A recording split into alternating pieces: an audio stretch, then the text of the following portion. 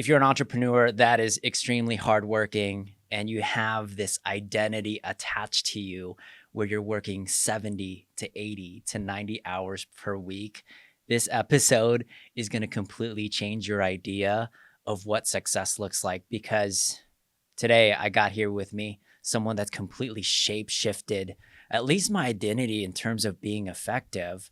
But the whole topic of this is really just kind of going into this alternate side of using laziness to become extremely effective, right? I'm in a season of my life right now where I can't work 80, 90 plus hours a week. And I've found this other side of things to be like a superpower for me because I'm tapping into more productivity because of it. So I got a guy here, entrepreneur for 10 plus years. He's exited his company. I got Brian Eller. So I'm pumped. Thanks for having me. So dude, I want to get into this really, really quick right off the bat, because every time I'm with you, I get these states of I just feel relaxed.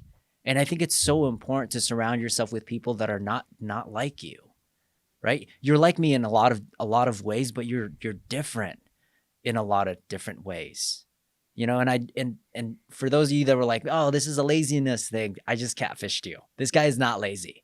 In fact, he's worked 90, 100, probably more hours than me. But over the course of your journey, you've kind of just like, you started to understand your power. Mm-hmm. So I want to dive into that. One, like the first question I want to ask is like, did you know you had that special power? Or like, I feel like as an entrepreneur, there's this huge identity to be like hard work, keep going until you're just grinding your face off. Yeah. I want to start there. All right. I mean, I would say the hard work was put in, right? Yeah. I didn't just, snap my fingers into a 4-hour work week. Yeah. There's a lot of trial and error, and really it boils down to the team that you have underneath you. Yeah. And then a deep understanding of kind of what's important, right? Yeah. Once you can sift through the BS and say, I don't need to spend all my time on this stuff, as long as these 4 things are being met and I have a good team underneath me, my job is just maintenance at that point, How long did that take you? So you've been an entrepreneur for 10 years. When did you realize I don't need to work this hard anymore? Probably a solid 4 years into owning and running the business. I was part of a business owner group. It's called Vistage, and you meet once a month, and it's other business owners. And the term there was you have to work on your business, not in it. Yes. Right. So that was the big kind of switch, was like you have to be able to step back, take a look at the bigger picture so you can make your business work more efficiently, more effectively. And that's a hard thing to do. Like, where I came from, work. Yeah. You work. Blue collar. Yeah. I started working when I was 14 and, hadn't looked back since. But, you get a sense of like, if you're not being busy, you're not productive. Right. I feel guilty. I should be doing something, So to shake that was the biggest thing, you know. Did you start noticing, you're like, this guy is wealthier than me, and I think he takes like 7 vacations a year. Yeah. Is that one of the realizations for you? Absolutely. And being in that business owner group was instrumental in kind of realizing that, because as a business owner, I mean, it sounds cliche, but it's lonely at the top. It is, A lot of times, you don't have anybody to ask questions to. Yeah. You run into certain scenarios and situations where you're like, well, I can't, love my parents, but like, I'm not going to call them and ask them. They've never been in a situation like this. But if you're in a group of peers who are in the same boat as you, you can say, hey, has anybody ever, ran into this before? Right. You know? I think that's a huge lesson for people that are trying to grow, like in terms of just the beliefs that's so instilled? Because mine is hardworking. Right. And work and serve until you have zero left, and then serve 10, 20, 30, 40% more. Right. Right. It doesn't just like, you don't just like all of a sudden change. It requires you changing your environment to just like poke on those beliefs a little bit. And that's what you did. You're like, wait, is there something that's more possible? Right. Is there something that I don't know? Yeah. Right? And yeah, because you know, I'm sure you've had 80, 90, 100-hour weeks. Like you get to a point where like you're so burnt out, you're not effective. Dude, so it's like, you know, making yourself like, okay, tomorrow's Sunday. The world's not going to catch on fire if I don't go into the office. Yeah. I'm going to take a day off, and then I'm going to hit it hard Monday, you know. Yeah. And then Monday you're just, you know, exponentially more effective. But like realizing that coming from you know, a background of you got to work hard, you know, work hard. It's counterintuitive, you know. It is. And dude, it's such a blessing. Because I coach you. So just FYI, I train this guy.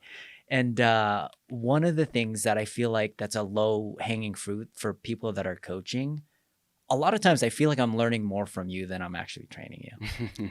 you should probably write me an invoice on that. But like just training you, I'm like, what do you mean you had a vacation? Right? Like, what do you mean you only work like that many days a week? Yeah. It just throws me off. And then I started to understand that, and I tested this. So hanging out with Bristow, hanging out with you, I was like, you know what? I'm just going to condense my time frame and let's just see what happens. Right. And I took a day off. And what I found was things broke. But then in the process of that breaking, I started to then utilize the next week to fix other things. Right. Like, explain to me why it's so important to condense or like take vacations when you're a business owner. So I'd boil it down to, you have to be, you know, as a business owner, you're on a daily basis, you're faced with tough decisions, right? And you have to be in a good mental space to make those decisions, right? Because the you know, the fate of your business depends on all the decisions you make, because you're the man. It stops at you. You know, so being mentally in that space of being able to, you know, if you get a problem thrown at you, you gotta step back, and you have to be in that a good headspace to be able to make a good decision. Yeah. So I think for me, like, you know, realizing that, you know, help me be able to, okay, you know, I need to work out today. I need to go to the gym. I need to, you know, I can't just grind for 12 hours, because, you know, when those, you know, the adversity comes at you, gotta be ready for it. You gotta be ready for it, and you gotta make good decisions. And God knows I've made bad ones. You know, I mean, it's hadn't always been, you know, hunky dory, but I think that really helped me kind of take a step back and realize, like, your job as a business owner is to steer the ship. You can't steer the ship or drive the bus when you're driving it the entire time and fixing it. If you haven't slept in 48 hours, like, you're going to be a bad driver. You know? Exactly. Yeah. And that's one of those things that I like about you. Like, I say this whole lazy term, but then you use that extra hours to really take care of yourself. Right. So you're capable of handling the problems in your business. Yeah. So I want to let you guys know, like, that's what I mean by, like, when you're taking these times off, it's not just to completely shut off, but it's actually to become more on. Right. Yeah, exactly. Right. Yeah. You're ready. You got to stay ready. I love it. So I'm doing this thing. So I'll do that for a significant amount of time. Like one thing that you and Bristow has really, like, instilled. He said I was sloppy one day. He's like, you're just sloppy, man. And I'm like, this guy. And I thought about it in the context of fitness. Mm-hmm. Right? I can make you do a workout, and it's the same workout stretched for 3 hours, or I can make you do a workout and stretch that for 20 minutes. Mm-hmm. One is going to be a lot more effective. The other one is like you can hide things. Mm-hmm. So me working 100+ hours was sloppy. Mm-hmm. Like I didn't see where I was actually even good at and where I was actually even bad at. Mm-hmm. So like run me through what's your process when you see something that's broken, how do you fix it? I've always had a um, inquisitive and kind of a problem solving mindset, Mm-hmm. and that's the lazy part, right? That's the part I love about you. Yeah. Yeah, Okay. when you're lazy and resourceful, Mm-hmm. magic can happen, right? Mm-hmm. Because you're like, man, I don't want to, do XYZ. Like, I can just do this and have the same outcome, and boom, you do half the work, same outcome, you're good to go, Yeah. And I think that's where it makes people that are lazy can become really dangerous, Yeah. right? Especially if their care is still really high. They want to make sure the fulfillment's at the highest level. But how can we do it in a way where it's 50% less? I don't think people see that. Yeah. And I think that's why this is such an important topic for me, because I didn't see that and Yeah. it broke me. Right. A lot of times you get, especially growing a business, Yeah. you're so in the weeds, you don't even know which way's up. Yeah. Right. And there's no getting around that. I mean, maybe, some people can, but if you're growing a business, like, you're going to be in the weeds first All the couple years, time, yeah.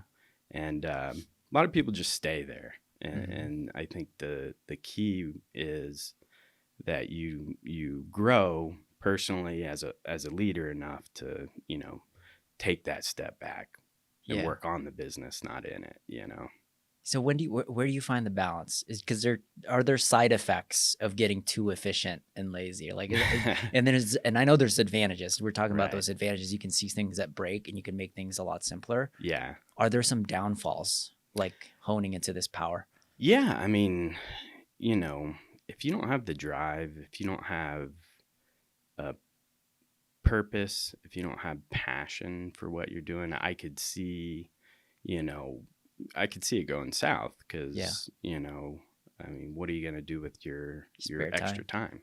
Yeah. Right? You still want to better yourself, right? Mhm. Like, we're young. Like, I want to sit on a beach and drink a Mai Tai. That's great for vacation, but Yeah. like, I don't want to do that all the time. Yeah. Like, You get so efficient, you have more times to be like, I think I could do that. right. Yeah. Yeah. So, yeah, definitely, definitely downsides. The when you get more efficient at whatever it is, your job, you're Yeah. gonna have more time, and you just have to make sure that time balances out. And yeah, you take care of yourself, you relax, but you also you better yourself. Yeah. So you just have to have that. Yeah. I feel like you've found that space.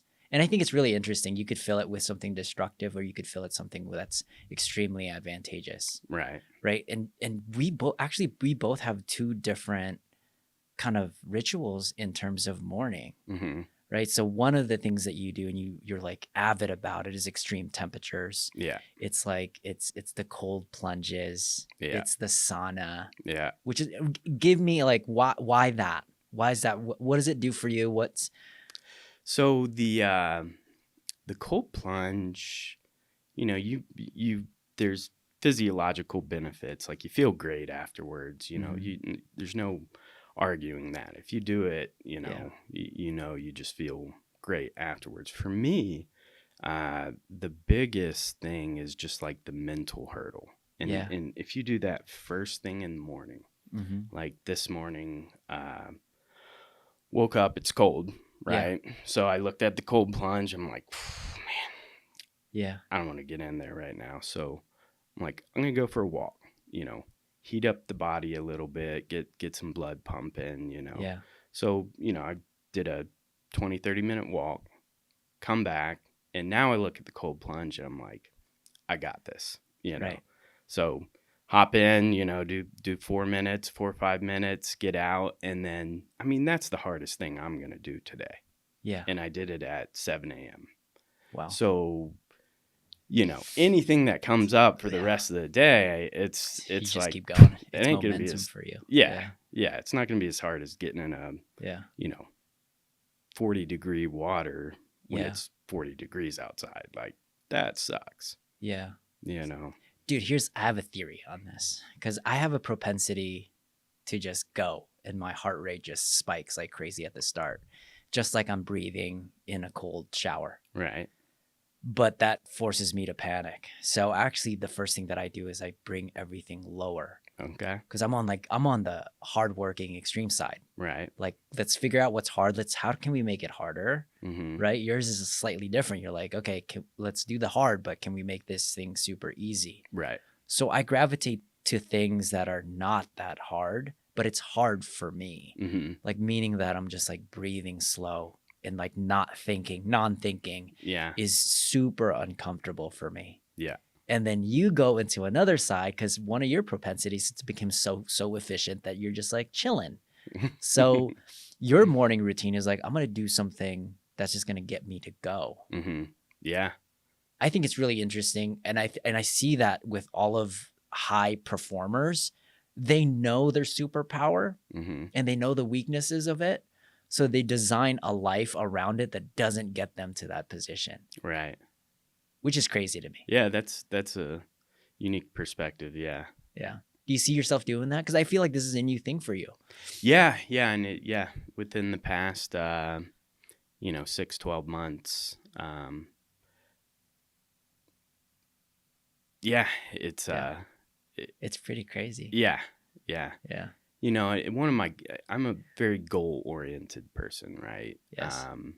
And for years I had been very, especially with the business, very unstructured in the morning, right? So one of my goals was to have a solid, structured morning routine that I do every morning that sets me up for success for the rest of the day. Because, when I'm running around, years back growing the business, like, you wake up, you got a 12-hour day ahead of you. You just grab something to eat, run out the door, and you're just all over the place, So it's really helped me kind of be more structured and more intentional with my day. I think you tap more into the present when you're more intentional in the morning. Yeah. I feel like that's such a huge thing for sure. We both are very in common into that. Yeah. I tap into my physical senses to be able to tap into the present, whether it's a hard workout, a cold shower, meditation. It's always like I gotta attach to my body. Right. And if I can attach to my body, I can get into spaces like this where I can think, right? And I can conversate and I can make logical choices. Right. Which is amazing to me. Yeah. Do you meditate every morning, or every you morning, you try to? You like structured, or is it? I do an Insight timer app. Sometimes I'll freestyle when I'm feeling froggy. Like I'm like, I think I can do this myself, but oftentimes I need someone to tell me what to do. Yeah. Right. So that's what I kind of tap into. And it's just been, and lately it's interesting because I would used to do like 10 or 20-minute ones. Now I'm doing like 4 or 5 because I'm in this space of excitement. Right. More than anxiety. It's so different. Yeah. Like I'm just excited. I'm excited to do this. Yeah. Because I know it's gonna speak to someone that's just very similar to me, and it's gonna poke at that belief that hard work is actually the root of all success. But dude, it took me a long time. It was like an identity death for me. Yeah. To really see that. Yeah. Because it hurt, dude. Like I was like, what do you mean that? And then I go back when I'm into places of stress. I revert right into hard work mode. Yeah. But then we all know where that leads. So I always have to check myself. And dude, this is therapeutic for me because I'm in these situations right now where I get super anxious. Right. And then I hear you and I'm like, how do you like pull back and not use your hard work identity when you're in situations where you're in entrepreneur stress. Yeah. No, I mean, you're exactly right. I mean, you have that default mode. Yeah. I don't think it's a good power. It's a good power. Yeah. Yeah. I mean, I would much rather my default mode be hardworking than nothing. Yeah. Yeah. You know? Yeah, I think it's knowing yourself enough to know, hey, I'm going to go into this mode, which is fine. I mean, work's got to get done sometimes, you know? Yeah. Sometimes you got to work a 100-hour week. Yeah. Even now, right? They come, you know, situations come up, but if you can identify, hey, I know I'm going to revert back to this and it's not going to be good, you can do things to mitigate it, right? Oh, cool. Remy, how do you do that? Because I'll get into seasons like that. I don't know. Yeah. I mean, well, you had the trip. Yeah. I mean, you mentioned it, right? Yeah. You said it right then that, you know, you fall into those, you know, so you're self-aware enough to realize when you start to fall into those kind of behavioral patterns. And you just have to identify it, right? I mean, I don't know if there's no easy button to push. It's you know, just aware, being self-aware. Yeah. Okay. And that's a big thing with, you know, in the journey of, you know, starting and growing a business is I learned more about myself than, you know, I could have, you know, instead of something completely different. Yeah. And a lot of times it's not pretty too, you know? So like you really realize like what your weaknesses are, you know, but you know, there's a positive side to that, right? You figure out ways to mitigate those weaknesses, but sometimes it's not pretty, you know? How do you mitigate it? So now you know this part of you. Yeah. I mean, you know, there's no. What's a weakness that you have, you think? I don't like confrontation. Okay. You know, and when you're trying to motivate a team, you know, and you're getting hit from every angle, right? You got clients, your employees, you got, you know, state regulators in our industry and, you know, all this stuff. You know, you delegate that part if you can? You hire different leaders?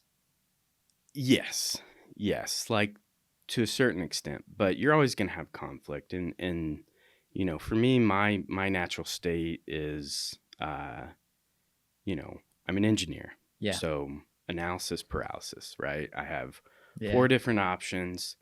None of them is the right choice. There's, you know, both of them, you know, they all have problems. They all have problems. Yeah. And that's the thing with, you know, owning, growing a business, you're presented with these situations on a daily basis where you're like, these are all shitty options. Yeah. You know, and I have to be able to sift through the BS. You have to sift through the shit and pick the least crappy option, you know? So I think for me, you know, I know if there is an issue with my team or, you know, something internal, I have to run towards that. And it's not natural for me. I don't, you know, I want everyone to get along. Yeah. I want everyone to, you know, sing Kumbaya and, you know, all that stuff. And when there are issues and conflicts, my natural tendency is to just kind of, that'll work itself out. And, you know, trial and error, right? Like, I've done that. Things don't work themselves out and they get worse. So like, I know I just have to run towards that kind of stuff, you know, and that's just through years of experience. I used to avoid it just like you. Yeah. And now I put these like conversations in place, you know, values in place. It's like, hey, feedback is our source of growth. Right. Right. And then like at the beginning, this is going to be our best conversation we've ever had. Yeah. Everything else moving forward is going to be very difficult. Right. And even though if it's not, but if I set it into that type of onboarding frame, people are more like, okay, cool. Right. I know exactly what to expect. Yeah. And exactly. You know, when you learn little tips and tricks to approach conflict differently, right? You know, you can, once you've been in a certain number of, situations, Problems. conflicts and Yeah. stuff, like, like, okay, maybe I shouldn't approach it this way. I'm going to come from here, kind of de-escalate the situation and, try to do it, without as much, conflict, friction. Yeah, exactly. Yeah. But, no one teaches you that stuff. Did I know? Like, you just kind of learn that, trial and error, or you learn it from people that are actually living it. Yeah. Right. Like that business owner group. I mean, we would have speakers come in and, they talk about all that kind of stuff. Personality test. I mean, yeah, people come in a gazillion different, flavors, and the way I approach, person X is not the same way I approach person Y, Right. Yeah. And, yeah. That's crazy. You just gotta learn it. I love it. Okay, really quick on the question. How, like, if you were to hire, because in the past, I think a majority of my team right now are 80 to 90% extremely hard workers, which has its advantages. Yeah. But it also has its massive disadvantages. They work all the way as hard as they possibly can. They're not the most effective. And I'm in this like season where I'm like, I gotta hire someone that's effective, and that could be borderline lazy. Yeah. How do you find that? How do you know they're like, this guy's just lazy, or is like, I think he can be extremely valuable, because he thinks a little differently. Yeah. How would you know that? I don't think there's a playbook, dude. I really don't. I have team members. Well, let me step back. I think if you can sift through the BS and you can identify someone who cares. Okay, so they have to care first. They have to care. I mean, if you have an employee who doesn't care, like, done. I don't care how competent that employee is. If he doesn't care, like, he could be the smartest person in the world, but if he doesn't care about the team, what you're building, done. I mean, absolutely. But yeah, I mean, I've got people on my team who are super smart and get things done 5 times as quick as somebody else on my team. Yeah. But, I don't think there's there's really no right or wrong. Like, the person who, takes 5 times longer, they care. So they take pride in their work. And a lot of times they realize, like, I'm not as efficient as I could be. Yeah. But I'm going to work longer. So, the net effect, the end goal, your work product, whatever it is still the same, but you can take different pathways to get there. And I don't think there's anything wrong with that, Okay. I think really for me, like, it boils down to, if you're part of the team, if you care, however you get to point A to point B, I don't care. Just get it done. Yeah, exactly. So caring is the most important element first. If you're going to find someone that efficient. Yep. If you're lucky enough, you might just find them. Yeah. I have a theory though. What's that? Yeah. I think it's so, like, if I might do my initial conversations with them on interviewing, I'll ask him, like, where was your last trip? So, and guys, I'm doing this because I'm imitating you, right? It's like someone that really cares about travel, someone that cares really about their family. So it's like, okay, they have some constraints already in place that they have to be efficient for them to even be part of this team. Right. So, and they have to care, because we talk about this in coaching all the time. You can have all of the books, but if you don't care, you won't transfer any energy and any change to their people. Right. So that is such a huge element. I'm glad that you touched up on that. But I'm looking at you and I'm like, okay, this guy likes, but then now it's like, okay, I know this person. Now I have to tell them, this is the level of productivity that I need to see. And you can do this working 3 days a week if you want, or 4 days a week. But if the quality is not there, like, this is not the right team for you. Right. Yeah. So that's like my theory. And I'm like, how can I hire a Brian Eller in my team? Right. Because and that's just like, I don't know yet. I haven't found, actually I do have one. Maybe I should test her out. Yeah. Right. She took 2 months off and like that. And she actually is extremely efficient. Yeah. So I think just like honing into that, Right. I think is special. Yeah. How do you, if you were to train someone that, now we just identified them, Yeah. it could be a potential Brian Eller. Yeah. How would you lead that person? I mean,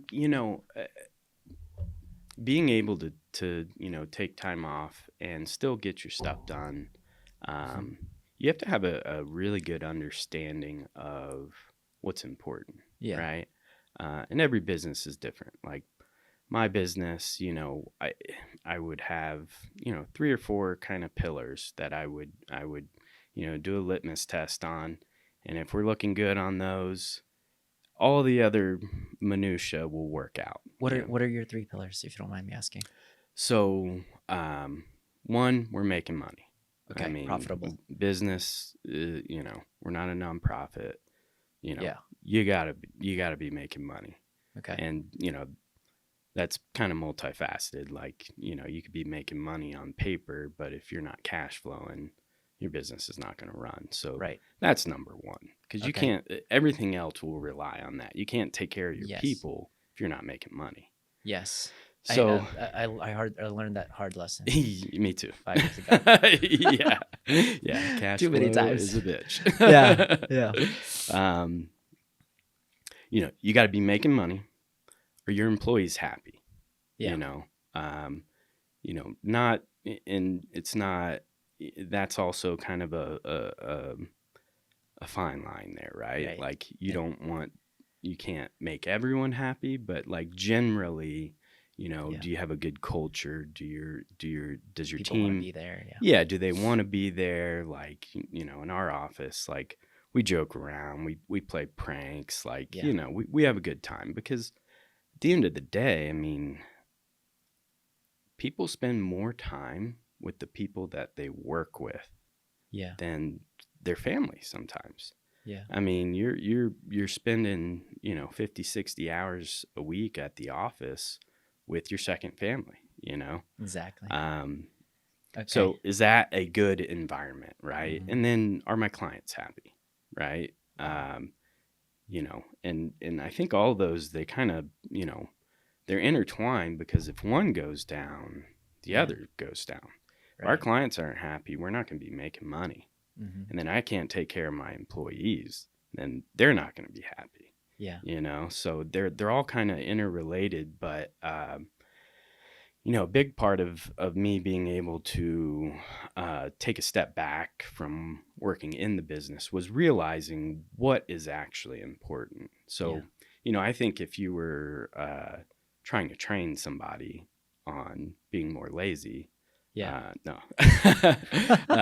being more efficient, we'll say, and effective, they have to have a thorough understanding of those key things that, if those are good, everything else is going to kind of follow, Right.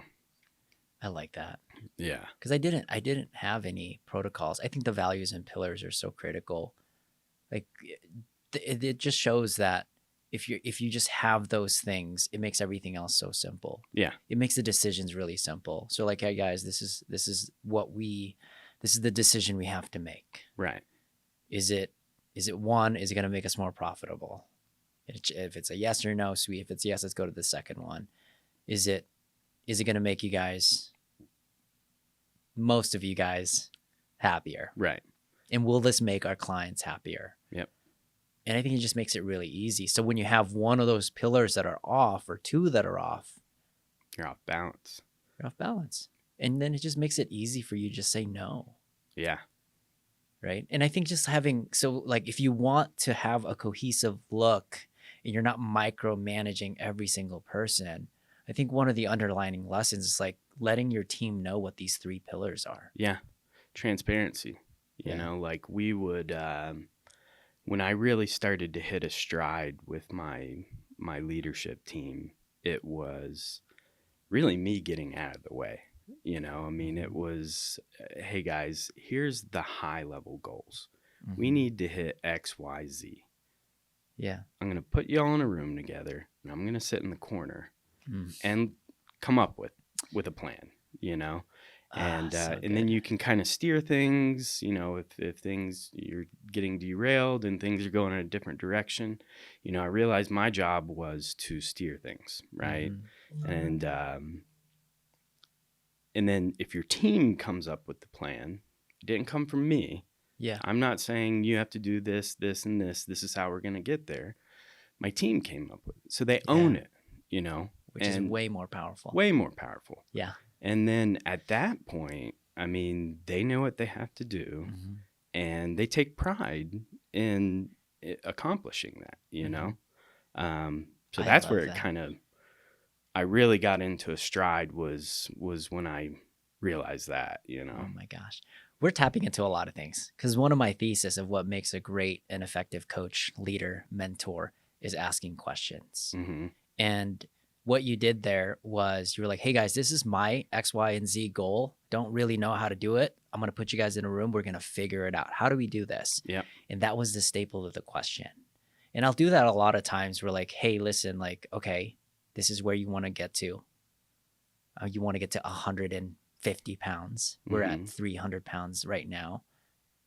What are we doing right now? Yeah. And I ask so many questions. They're like, dude, it's because I'm eating sweets. It's because I'm drinking sodas. Yeah. And then I'm just like, okay, just tell me a little bit more. And then eventually I probably just need to stop doing that. That's a really, really interesting scenario that you came up with. Let's test it. Yeah.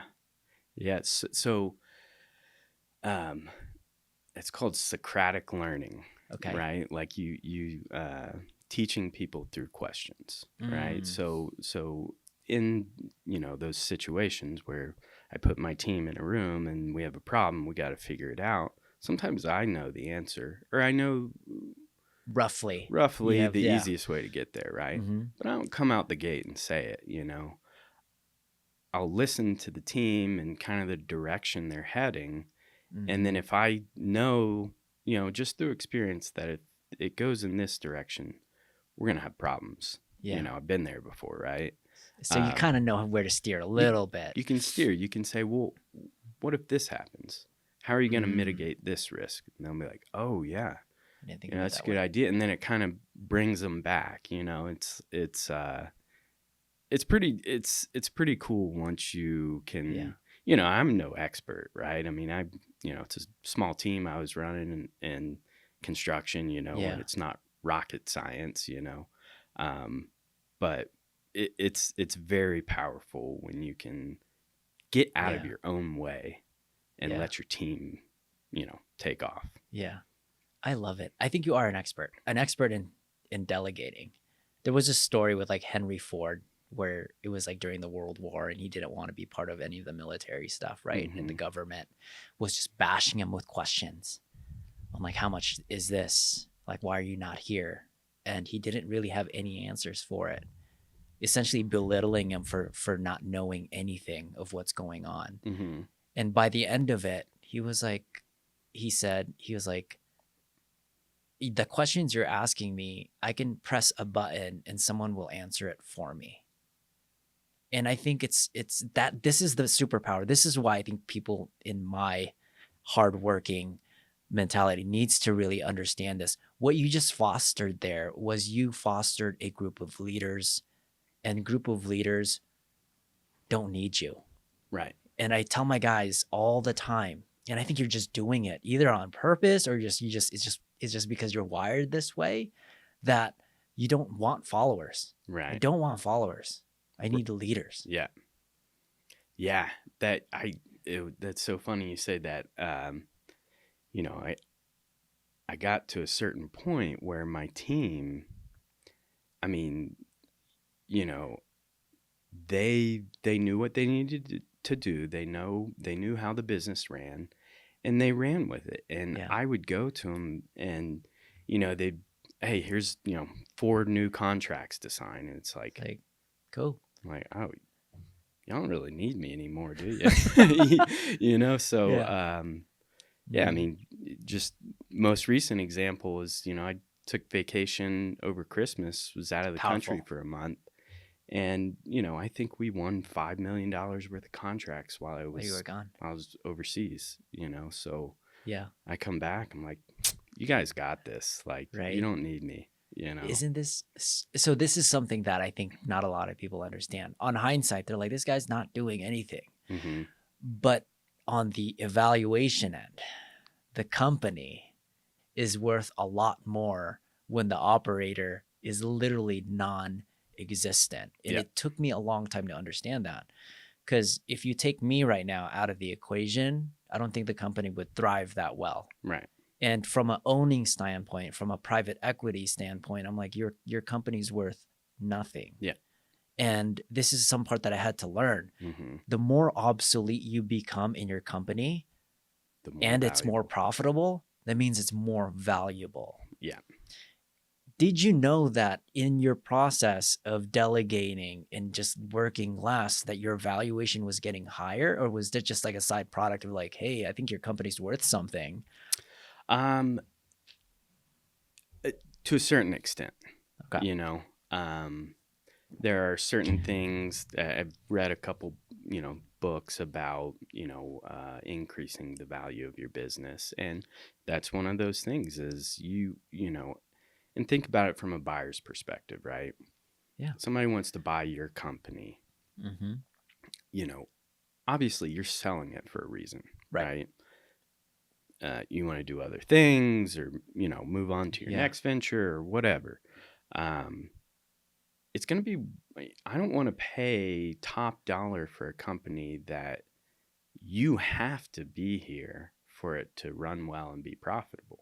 Right. It's kind of like a, turnkey house, right? Yeah. Like I want to buy a business that just runs on its own, has a good leadership team. Yeah. And, that's turnkey. That's less work for the investor, So if you kind of think about it from that perspective, it makes sense, Yeah.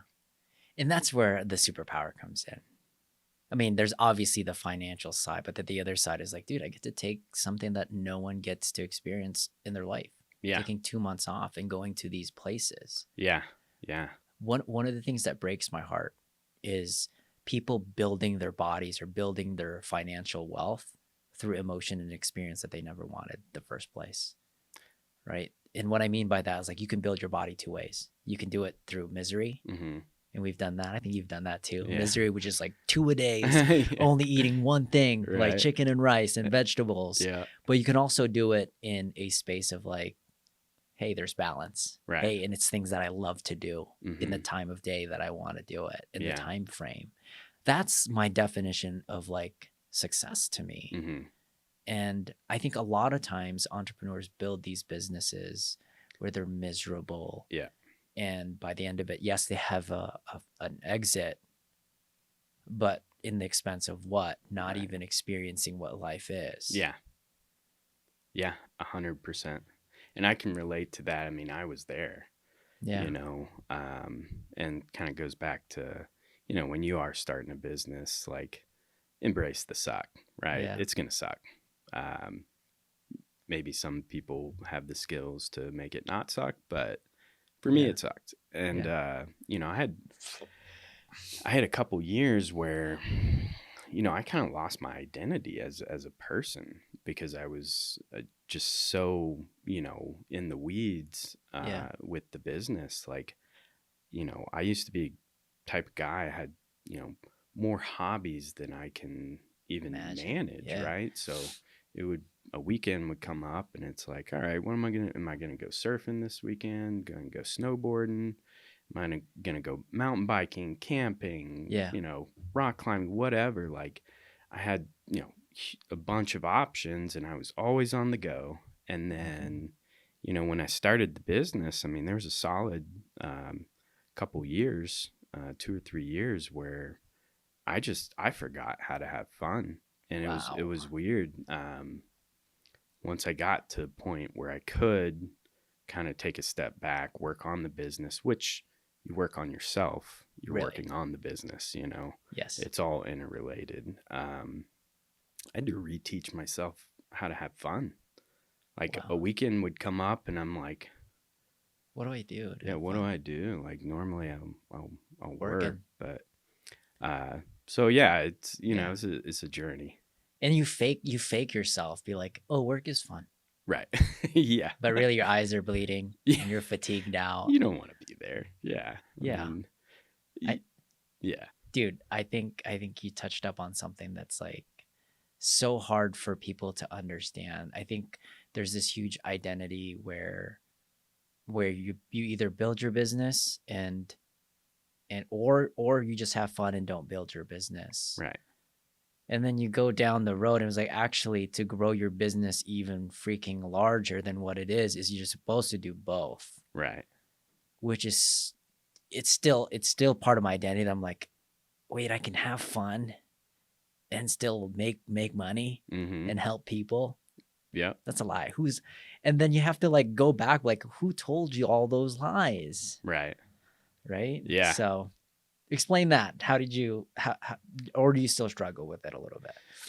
So the way I look at it, and maybe I'm not answering your question exactly, but you have a lifestyle business and then you have a business built to sell, Right. right? So Mm-hmm. your lifestyle business, and a lot of business owners, they'll start a business and they just have no idea. And, no one ever teaches you this kind of stuff, right? Mm-hmm.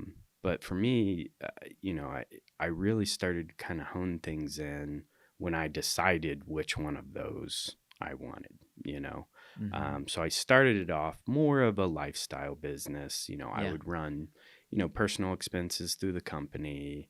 Um, if IRS, if you're listening to this, I did not say that, but you know, um, I don't think we even have the knowledge of bookkeeping at that stage, right? It's right? crazy. Yeah, Yeah. it's like if you're a lifestyle business, there's no reason you should ever personally pay for coffee, Yeah. ever. You Yeah. know, um, so it kind of started off like that, right? Mm-hmm. And then it, started to gain momentum and get bigger and grow, and it was more of a okay, I actually got something here. Like I need to decide what I want to do with it, and I Yeah. switched gears, and went to a business built to sell, right? Yes. And had a lot of good business partners and mentors that helped me with that. Mm-hmm. And so you just tighten things up, right? You don't run things through the company because, as an investor coming in, You like, want to see where it's profitable. right, yeah. Yeah. And you want to be able to show a income statement and your financials and have them mean something, right? Not, Yeah. oh, well, that's, you could take that out. That Yeah. actually, paying my wife or, Yeah. whatever, right? Dude. So once I Lessons. Yeah. realized that, then you could really kind of hone that in and uh, increase the value of the business. I think it gets more profitable too. Oh yeah. When you start, so I didn't realize when I started paying myself for the duties that I did. Mm-hmm. Like for instance, if I'm doing all of the sales, like, okay, let's just pay myself 25% commission Yeah. from that. In the past, I would just like, whatever, every money that comes is all mine or it's all the businesses. Right. But when you didn't see it from that perspective, it was hard to recreate that position. Mm-hmm. So by paying, by actually like separating those two, I was like, oh my gosh, I actually have all this money now. I can actually hire a salesperson and Mm-hmm. still be profitable. Right. So I think it's so important. We think like we're like getting away with something, but really, dude, you're hurting yourself because you're not actually seeing the right amount of dollars you can allocate Right. for a job that essentially, like for me, because you're talking about weaknesses. Mm-hmm. Don't get me wrong, I love talking to people, but at some point in terms of sales, it becomes draining. Mm-hmm. I had to just be like, what's the right amount that I can do and speak to people and give energy? Right. And what's the amount where it just completely drains my energy? Yeah. And I found that limit. And then I was like, okay, and I know I can hire based on how much I was paying myself. Right. Yeah, and that comes with the clarity of solid financials. Yeah. Because you can't, rolls back to making decisions. Yeah. You can't make business decisions if you don't know what's going on under the hood. Yeah. because then you're just shooting in the dark. You don't know if you can afford a salesperson, but if you've got that clarity on those financials, which comes with, being disciplined and not, running a bunch of extra stuff through the company, for a fact, maybe not a fact, but with a good degree of certainty that, yes, I can afford this, Or it creates like a stepping stone, right? So like one of the best ways that I started to learn financials was I booked a trip. I booked a trip to Hawaii, and I was like, how much money do we need for something like this? Right. And I wrote all of those things down, and then it started to like, oh my gosh, I don't know nothing about my business. Right. So I think, and that's like the low hanging fruit people don't understand. Yeah. Like, ask yourself, if I was lazy and I wanted to do something for myself, what would that thing be? And let's just put that on there. And the moment that I put that on there, it created this like domino effect of what I didn't know. And through that process of not knowing, I learned so much about my books. Yeah. And I was like, okay, this is how much it's going to cost. I need to train this amount of people, or in terms of my personal training, or I can hire this many trainers, and I can take this certain margin, and I still don't have to work. Yeah. Like, I think it's one of those things that's why I admire about you. And you're not telling me to be lazy. You're just showing me what life can be like. And I'm like, how come this guy's working less than me and he's making way more money than I am? Yeah. And it just like pokes at you. Yeah. It's like, okay, so if he's doing a vacation, maybe I should do a vacation. So like it doesn't even have to matter how he did it, but just showing that as a leader is so impactful. Yeah. And that's what I do now. I'm like, I don't work Fridays. Right. I only do this. And I'm only going to train people that I actually care about. Right. So I'm training you today, right? So like only cup fillers for me on Fridays. That's like my like line, like that's my line. Yeah. And I think it's just like, did you know in the process of doing those things for yourself, like a vacation, did you have all of the certainty? Like, were you 100% know you were going to be fine? Or was it like, I'm just going to do it? Right. Where were you at on that? I mean, on this most recent one, it's, I'm in a different position now, but, back when I started to realize I had to focus on myself and my happiness to be able to perform at the levels you needed to make those really important decisions. It was a trial and error thing. Yeah. Like you said, you took some time off and you realized like, oh crap, that guy's not ready, or this area of the business needs work. So you can shore up different areas of the business that are weak and need work. But there's an element of well, I hope everything doesn't just catch on fire. But you got a good team underneath you. And as a business owner, the longer you run your business, you realize like, okay, what can really go south? Like what, as long as you have kind of your main things taken care of. And, like Bristow says, do a stress test, step away. Even if you're in town, tell your team, hey, I'm out of town. Stress test. No, don't even tell them.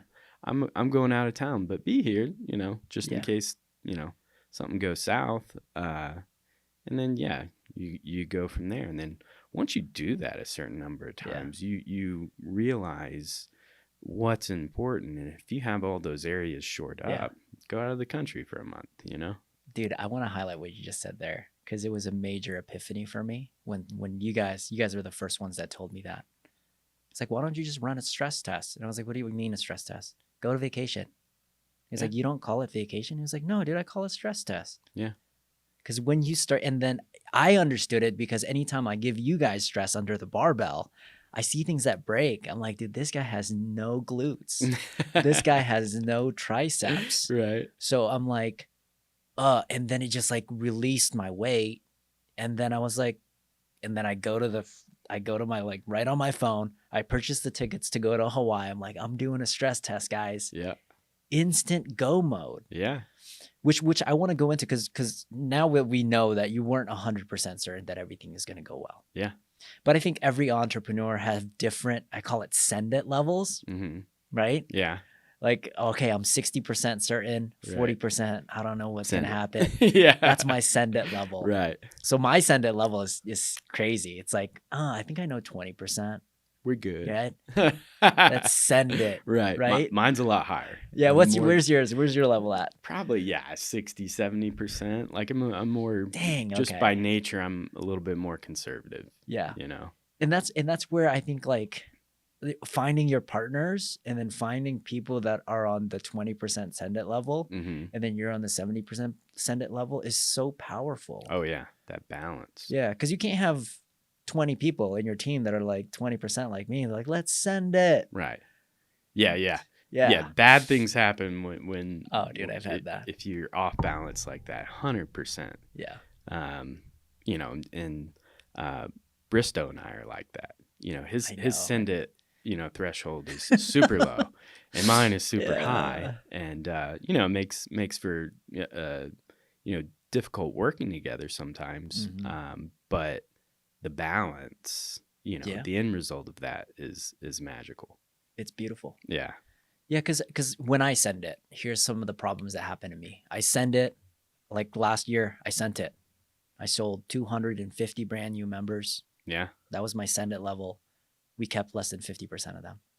Is that good? Oh God, it's awful. Awful. Right? Oh, like industry standards is like 3%. I think we hit 10% months retention. Oh wow. Right. But I sent it. I was like, let's just do ads. See what happens. I'm gonna go just sell like crazy. Yeah. And I was able to really do that. But then on the other side, my team wasn't ready for it. Yeah. Right. The processes weren't there. Yeah. Right? They don't know how to handle 10 brand new relationships in a week. Yeah. So what ended up happening was like it just started to break. I think it would have been nice to have an Eller in my team. Was like, bro, you can't send it that much. Like that trainer can only handle 3 new clients at a time. Yeah. Like you're draining him at such a high level. This is why this is so therapeutic to me, because I'm starting to understand kind of what I'm doing. Yeah. There's certain trainers that can only fulfill little by little by little by little. And then there's other trainers that can be like, send it, bro. I can get 10 right off the bat. Yeah. So what was just curious, what was the biggest thing you learned from the 97 clients that I lost because I did my math? Yeah. I sound financially understanding, but the biggest thing was care. Yeah. And it's not like they don't care. Right. But people have a care capacity. Absolutely. And you'll like I'll ask, I was like, dude, how's so and so? They're like, who? Right. But then I'll ask him like, hey, how's Hannah? They're like, oh, Hannah's great. She's doing X, Y, and Z. Yeah. And she's doing really, really cool. And then I'll ask a different question. And that's when they're out of their capacity. Yeah. Yeah. Right. In my immediate frustration, I just hammer them. Right. But at the end of the day, everyone has different capacity levels. You have a different back squat max. I have a different back squat max. And I have to understand that. Yeah. But sometimes like you don't know where their capacity is until you do send it. And that's stress test. Yeah, it's a stress test. And that's the price that we have to pay. Yeah. Like we made that mistake. We invested all that money, right? We lose all those. Those are relationships. Like we could have fulfilled them at a highest level.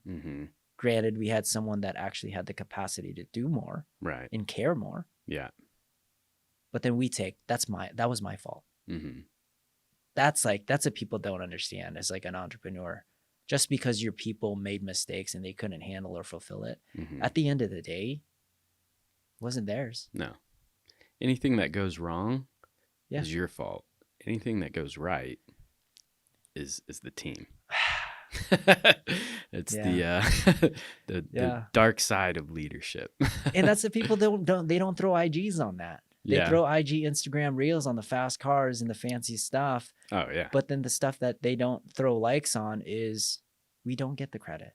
Yeah. Like, And we you don't have get to the be credit. okay with that, Yeah. you know? Why didn't you tell me that? Why didn't you shoot a reel a long time ago and tell me all of these truths? Right. Because doing it the other way doesn't serve you. Yeah. So anytime I do something great, I highlight somebody else. Yeah. And rightfully so, because they're the ones that actually do the work. Absolutely. They're doing the heavy lifting. Yeah. You know. Absolutely. It's so crazy. Yeah. So like those are just some of the things I wanted to cover. But really quick, I want to wrap some of this stuff up. All right. Because I know you're busy man, working 80 cajillion hours a week. Okay. So you've had the opportunity to have plenty of coaches. Mm-hmm. You know, I think that's one of the underlining things of the people that I actually, what's crazy is I train a lot of extremely, I want to say, successful people in different fields. And I think you guys are more intelligent than I am, significantly, which for a long time I was like, how do I train guys that are more intelligent than me? Yeah. And then I had this epiphany that the ones that are more successful actually have more coaches than me. Mm-hmm. Like you've been in these masterminds, you have your mentor coach, you have your business. Some people have therapists. Right. You hired a personal trainer. Mm-hmm. I'm like, what am I doing wrong? Yeah. And then the moment I started to see that you guys have like 15 coaches, I was like, okay, I'm going to copy that too. Yeah. I'm going to take my 2-week vacation like Brian did, and I'm going to hire X amount of coaches. Right. So knowing that, and like, well, I didn't know that. Like, what were some of the, like, these, like, I mean, you've hired so many coaches. Mm-hmm. If you were to pinpoint like a few things about them that made them extremely effective, because the audience is leaders, coaches, entrepreneurs. So what would some of those be? Coach, do you mean someone that's coaching me or somebody who is in a kind of a coaching leadership capacity that I've hired? No, someone that's coaching you. Oh, okay. That you've hired that was like, this person was so effective. Yeah. I mean, I think part of the journey, you know, when I say, you know, throughout growing a business, you learn a lot about yourself. Yeah. I think the biggest thing I learned was what I don't know. You know, going into business ownership back in 2014, you know, I wasn't cocky, but I'm like, I know a lot. I could do this. You know, coming out of it, I know a lot more that I don't know, or I've realized that I don't know anything, you know? So being able to, you know, accept that and accept help, you know, that's huge, right? Yeah. You don't know everything. No one teaches you leadership. No one teaches you, to a certain extent, yes, but like, you know, the little intricacies of it, you know, I mean, when has somebody said, hey, you know, as a leader, you know, if anything goes wrong, it's your fault. Right. But if something goes right, it's because of your team. I mean, have you ever heard that before? No. Like, yeah, I mean, it's just something that you realize, you know, and, you know, you said, you're not as intelligent. Like, I would disagree, you know, like, I don't think just a straight up IQ test really tells you much. Right. I know a lot of, you know, people that probably have high IQs that are, you know, they're not effective. Or, you know, common sense, that kind of stuff. I mean, I think intelligence, you know, is how open you are to different ideas and help, you know. I mean, I got to a certain point in, you know, my journey where I had to just kind of be super vulnerable and be like, I don't know what the hell I'm doing. I need some help here, you know. And that's hard, you know. That's hard, especially, you know, going into it like, I can do this, like, you know, that's a tough pill to swallow when you're like, I don't know what the hell I'm doing. So is that one of the traits you look for in the coaches? Like, they don't act like they know everything. Absolutely. They're like, They're Yeah. vulnerable enough, like, dude, I know this, but bro, like for something like that, you're Yeah. gonna have to find this guy. Yeah. 100%.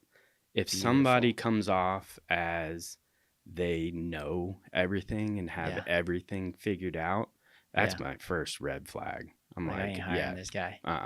absolutely not. I've hired people before where uh, you can't teach them anything. Yeah. I had one guy, I was explain something very complex, Yeah. like, engineering related. Yeah. And he didn't have an engineering background or anything. He just looks me in the eyes. He's like, yeah, exactly. And I'm like, oh, uh-oh. Like, I can't teach this guy anything, you know? Yeah. So, yeah. Yeah. It's a journey. You learn what works and what doesn't. I love it. So you hired me because you thought I was clueless. It was like, this guy doesn't know anything. Exactly. He's I'm perfect. Like, I love him. Yeah. So, but no, I do ask a lot of questions, and I don't think the audience understands that. I think there's this perception that coaching means you have to be so competent at everything. You have to know all the answers. Mm-mm. There's a serious attraction to you when a coach is like, hey, dude, this is like out of my scope. But you know what? I'm going to go explore it and research it for you, and I'll come back and we'll retest things. Yeah. Right. Or it's just like, hey, dude, this is not even on my field. Right. Like, but I do know a guy that does this. And dude, I can connect you with them. Yeah. There's like a lot of coaches think they have to fix everything. They exchange that dollar amount, but sometimes it's not. Yeah.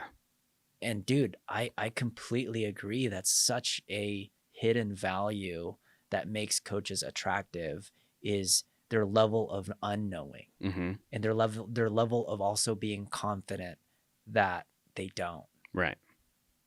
Yeah. That's the thing too, is being okay with it. That's so good. I've got kind of a personality where I want to know everything. Yeah. And it's uncomfortable, when I'm clueless, but I've gotten to be pretty comfortable with it. But yeah, you've hired me, and I think you're extremely proficient in movement capacity. Right? You move really well. You've been fit hundreds and hundreds of times. Yeah. Right? Is it all my competency that you're hiring me for, or is it more than just the unknowing? I mean, it's definitely your competency. Okay. So there is a level of competency. Absolutely. Okay. Level of competency. Okay. But yeah, you listen. Like, I come in and say, hey, how you feeling today? My Achilles is hurting, and you move things and change things to take that into account.